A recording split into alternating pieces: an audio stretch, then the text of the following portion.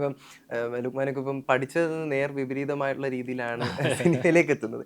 അപ്പൊ അവിടെ എടുത്തൊരു ആ ഒരു പോയിന്റിൽ എടുക്കുന്ന ഒരു തീരുമാനമുണ്ട്. ആ തീരുമാനങ്ങളാണ് ചിലപ്പം ഈ ലൈഫിൽ ഇത്രയും വലിയ ക്രൂഷ്യൽ ആയിട്ടുള്ള സിനിമയിൽ ഭാഗമാവാൻ പറ്റുക, അല്ലെങ്കിൽ സിനിമയിലേക്ക് എത്താൻ പറ്റുക. അത് വലിയ റിസ്ക് ആണ് അന്ന് എടുത്തിരിക്കുന്നത്. ഈ സിനിമയിൽ നിന്നുള്ള ഇത്രയും കാലത്തെ ജീവിതത്തിൽ നിന്നുള്ള ഒരു ടേക്ക് അവേ എന്ന് പറയുകയാണെങ്കിൽ എന്തായിരിക്കും? അല്ലെങ്കിൽ എനിക്ക് കിട്ടിയുള്ള ഒരു ഹൈ എന്ന് പറയുമ്പോൾ ചിലപ്പോൾ എന്തായിരിക്കും?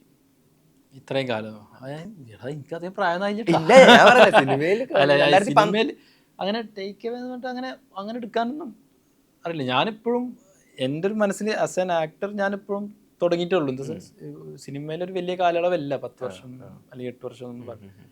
അതിൽ ഈ 10 വർഷത്തിലൊരു 4 വർഷത്തോളം നമ്മൾ എവിടെയെങ്കിലും സിനിമ ഉണ്ടാവുമോ, ചെറിയ ക്യാരക്ടർ എന്തോ ക്യാരക്ടർ കിട്ടി അത് പോയി ചെയ്യുക, എവിടെ ഓടി നടക്കുക, ബൈക്കിൽ അടുത്ത ലൊക്കേഷനിൽ പോവുക, അവിടെ പോയി ചോദിക്കുക, അപ്പുറത്തെ ലൊക്കേഷനിൽ പോവുക, അങ്ങനത്തെ ഒരു കാലയളവായിരുന്നു.